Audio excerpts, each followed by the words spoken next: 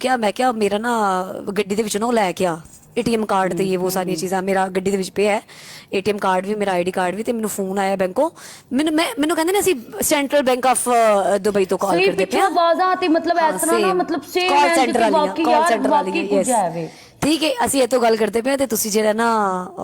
ਇਹ ਦਿਓ ਮੈਨੂੰ ਨਾ ਇਹ ਚੀਜ਼ਾਂ ਦਿਓ ਮੈਂ ਉਹਨੂੰ ਕਹਿੰਦੀ ਵੀ ਅੱਛਾ ਉਹ ਕਹਿੰਦੇ ਨੇ ਤੁਹਾਨੂੰ ਨਾ ਅਸੀਂ ਉਹ ਅਪਡੇਟ ਕਰਦੇ ਪਏ ਆ ਏਟੀਐਮ ਕਾਰਡਸ ਉਹ ਅਗਰ ਇਹ ਨਾ 2-3 ਦਿਨ ਤੋਂ ਬਾਅਦ ਇਹ ਵਾਲੇ ਕਾਰਡ ਤੁਹਾਡੇ ਖਤਮ ਹੋ ਜਾਂਦੇ ਨੇ ਉਹ ਜਿਹੜਾ ਅਸੀਂ ਅਪਡੇਟ ਕਰਾਂਗੇ ਨਾ ਉਹ ਇਸਤੇਮਾਲ ਹੋਏਗਾ ਇਹ ਨਹੀਂ ਹੋਣਾ। ਮੈਂ ਕੀ ਕੀਤਾ ਮੈਂ ਦੇ ਲੱਗੀ ਮੈਂ ਉਹਨੂੰ ਕਿਹਾ ਜਾ ਗੱਡੀ ਦੇ ਵਿੱਚੋਂ ਨਾ ਸਾਰੀਆਂ ਚੀਜ਼ਾਂ ਫੜ ਕੇ ਲਿਆ ਉਹ ਕਹਿੰਦਾ ਕਿਹਦਾ ਫੋਨ ਹੈ ਮੈਂ ਕਿਹਾ ਇਸ ਤਰ੍ਹਾਂ ਦਾ ਫੋਨ ਹੈ ਕਹਿੰਦਾ ਫੋਨ ਮੈਨੂੰ ਦੇ ਮੈਂ ਫੋਨ ਉਹਨੂੰ ਦੇ ਦਿੱਤਾ ਉਹਨੇ ਫੋਨ ਕਹਿੰਦਾ ਕਿੱਥੋਂ ਫੋਨ ਕਿੱਥੋਂ ਬੋਲਦੇ ਪਏ ਉਹਨੇ ਕਿਹਾ ਜੀ ਮੈਂ ਇਸ ਬੈਂਕ ਤੋਂ ਫੋਨ ਕਰਦਾ ਪਿਆ ਕਹਿੰਦਾ ਕਿਹੜਾ ਕਾਰਡ ਪੇ ਮੰਗਦੇ ਹੋ ਜੀ ਇਹਨਾਂ ਦਾ ਏਟੀਐਮ ਕਾਰਡ ਅਸੀਂ ਅਪਡੇਟ ਕਰਨਾ ਤੇ ਤਾਂ ਵਾਸਤੇ ਅਸੀਂ ਕਹਿੰਦਾ ਕਿਹੜਾ ਏਟੀਐਮ ਕਾਰਡ ਤੁਸੀਂ ਅਪਡੇਟ ਕਰਨਾ ਮੈਨੂੰ ਦੱਸੋ ਮੈਂ ਤੁਹਾਡੀ ਬ੍ਰਾਂਚ ਵਿਜ਼ਿਟ ਕਰਨਾ ਵਾ ਥੈਂਕ ਯੂ ਸੋ ਮਚ ਠੀਕ ਹੈ ਐਂ ਦੀ ਗੱਲ ਉਹ ਫੋਨ ਕੱਟ ਗਿਆ ਕਹਿੰਦਾ ਫਰਾਡ ਹੈ ਸਾਲੀ 4 ਦਿਨ ਤੋਂ ਮੈਨੂੰ ਬੁਖਾਰ ਹਾਲੇ ਤੱਕ ਮੇਰਾ ਬੁਖਾਰ ਨਹੀਂ ਉਤਰ ਰਿਹਾ ਕਿੰਨੀ ਕੁ ਲੁੱਟੀ ਗਈ ਸਾਂ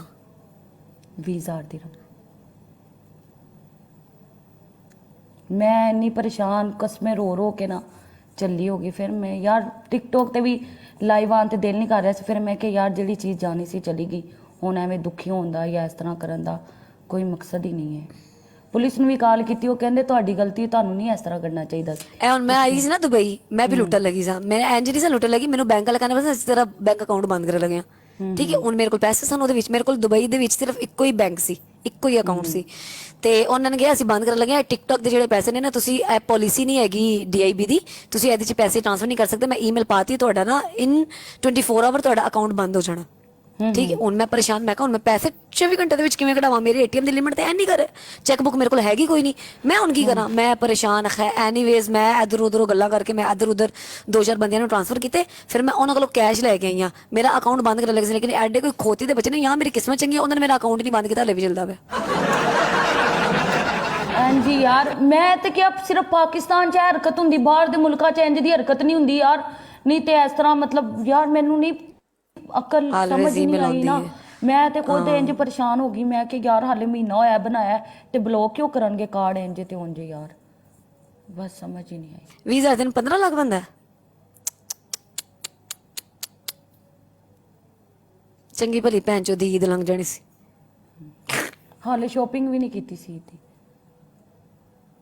ਪਾਕਿਸਤਾਨ ਕਰਨੀ ਉੱਥੇ ਕਰਨੀ ਆ ਇੱਥੇ ਕਰਨੀ ਈਦ ਮੈਂ ਤਾਂ ਪਾਕਿਸਤਾਨ ਆ ਗਈ ਨਹੀਂ ਮੈਂ ਜਾਵਾਂਗੀ ਹੁਣ ਤਕਰੀਬਨ ਕੁਝ ਟਾਈਮ ਬਾਅਦ ਨਾ ਮਤਲਬ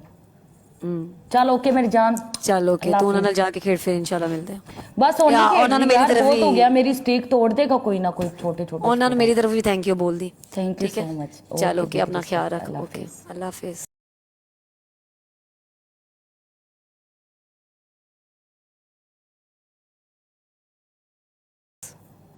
ਬਹੁਤ ਫਰਾਡ ਹੁੰਦੇ ਪਏ ਨੇ ਬਹੁਤ ਜ਼ਿਆਦਾ